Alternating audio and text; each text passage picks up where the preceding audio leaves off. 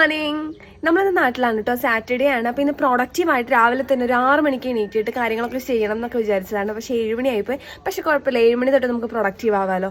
പിന്നെ ഞാനിത് ഇപ്പോൾ ചായ കുടിച്ചുകൊണ്ടിരിക്കുകയാണ് കേട്ടോ. ചായ നല്ല ചൂട് ചായ. അപ്പോൾ ഇത് കഴിഞ്ഞിട്ട് എനിക്ക് റീൽ എടുക്കണം. അപ്പം ഒരു കാര്യം ഹാബിറ്റ് ആണെങ്കിൽ 21 ഡേയ്സ് ചെയ്യണമെന്നല്ല പറയാം. പക്ഷേ എനിക്ക് അത് കൂടുതൽ വേണമെന്ന് എനിക്ക് തോന്നുന്നത്. ഞാൻ എൻ്റെ അഫർമേഷൻസ് ചെയ്തത് 21 ഡേയ്സിനൊക്കെ കൂടുതൽ ഞാൻ ചെയ്തിട്ടില്ല. പക്ഷേ എനിക്കതൊരു ഹാബിറ്റ് ആയിട്ട് വന്നിട്ടുണ്ടോ എന്ന് എനിക്കൊരു സംശയമുണ്ട്. എന്തായാലും ഞാൻ 1/2 മണിക്കൂറൊക്കെ എടുത്തിട്ടാണ് അഫർമേഷൻ ചെയ്താറ്. അപ്പോൾ അത് കുറച്ചൊരു 15 മിനിറ്റ്സ് അല്ലെങ്കിൽ പെട്ടെന്ന് തീർക്കാവുന്ന കുറച്ച് രീതിയിലേക്ക് മാറ്റണം. അപ്പോൾ എനിക്കത് ഹാബിറ്റ് ആയിരിക്കും. മറ്റേ സമയം അത്രയും പോകുമ്പോഴത്തേനും നമുക്ക് വേറെ കാര്യങ്ങൾ വരുമ്പോൾ മാറ്റി വയ്ക്കുന്നുണ്ട് എന്നാണ് തോന്നുന്നത്. റീൽ മുഖ്യമ്പിക്കില്ലേ നമ്മളത് റീൽ എടുക്കുകയാണ് കേട്ടോ. റീലൊക്കെ എടുത്ത് കഴിഞ്ഞിട്ട് വേണം ബ്രേക്ക്ഫാസ്റ്റ് കഴിക്കാൻ. വെറും വയറ്റിലാണ് ഞാൻ റീൽ എടുത്തുകൊണ്ടിരിക്കുന്നത്. അപ്പോൾ ബ്രേക്ക്ഫാസ്റ്റിനും പുട്ടും കടലക്കറിയാണ് കേട്ടോ. പിന്നെ അമ്പലത്തിലെ നേദിച്ച പായസം എള്ളു പായസം ഉണ്ടായിരുന്നു. വാവ് യമ്മി. ഞാൻ ഇതേ കുളിക്കാൻ വേണ്ടിയിട്ട് തലയിൽ എണ്ണ കുളിർക്കെ തേച്ചുകൊണ്ടിരിക്കുകയാണ് കേട്ടോ. ഉണ്ടിട്ട് കുളിച്ചവനെ കണ്ടാൽ കുളിക്കണമെന്നും ഉച്ചക്കുളിയെ വിളിപ്പതു പിച്ചക്കുളി എന്നുമാണ് പറയുക. ഈ 2 പഴഞ്ചൊല്ലും എനിക്ക് വേണ്ടി ഉണ്ടാക്കി വെച്ചിട്ടുള്ളതാണ്. നല്ലോണം അന്വർത്ഥമാകുന്ന 2 പഴഞ്ചൊല്ലുകളാണ് കേട്ടോ. ഏകദേശം ഉച്ചയായി ഞാൻ കുളിക്കാനുള്ള പുറപ്പാടൊക്കെ ആയപ്പോൾ അതും കഴിച്ചു കഴിഞ്ഞിട്ട് അങ്ങനെ എവിടെ നിന്നോ കണ്ടുപിടിച്ചു കൊണ്ടുവന്ന ഒരു കുർത്ത ഇടാമെന്ന് വിചാരിച്ചു. അത് ചുളുങ്ങിയിരിക്കുന്നത് കണ്ടപ്പോൾ എന്നാലൊന്ന് തേച്ചേക്കാം എന്ന് വിചാരിച്ചു. അങ്ങനെ തേക്കാൻ വേണ്ടി നിൽക്കുമ്പോഴാണ് ഇതിൻ്റെ ടെക്നോളജി വശമില്ല എന്ന് മനസ്സിലായത്.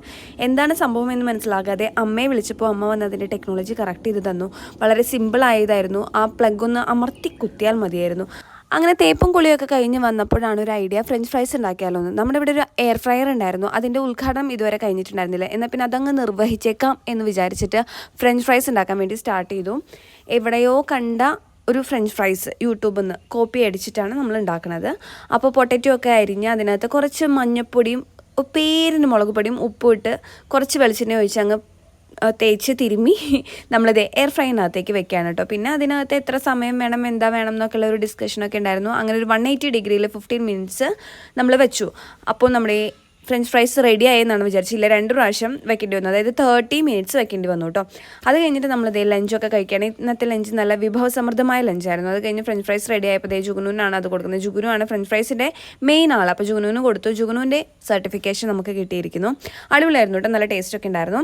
അത് കഴിഞ്ഞ് അവന് നല്ല വയ്യായിയാണ്, ചുമയാണ്. അപ്പോൾ നമ്മൾ ഹോസ്പിറ്റലിൽ കൊണ്ടുപോകാമെന്ന് വിചാരിച്ചിട്ട് ഹോസ്പിറ്റലിൽ കൊണ്ടുപോയി അവിടെ നിന്നുള്ള വിഷമമൊക്കെ മാറ്റാൻ വേണ്ടിയിട്ട് നമ്മൾ നേരത്തെ തന്നെ വിഷു അങ്ങ് ആഘോഷിച്ചേക്കാമെന്ന് വിചാരിച്ചു. കുറച്ച് പൂത്തിരിയൊക്കെ വാങ്ങി കത്തിച്ച് അവൻ്റെ മനസ്സിലെ പുത്തിരി അങ്ങ് ഉണർത്തി.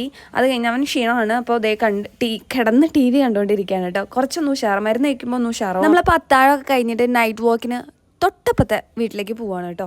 അപ്പോൾ അത്രയേ ഉള്ളൂ ഇന്നത്തെ കാര്യങ്ങളൊക്കെ. Signing off, Swathi Savitri.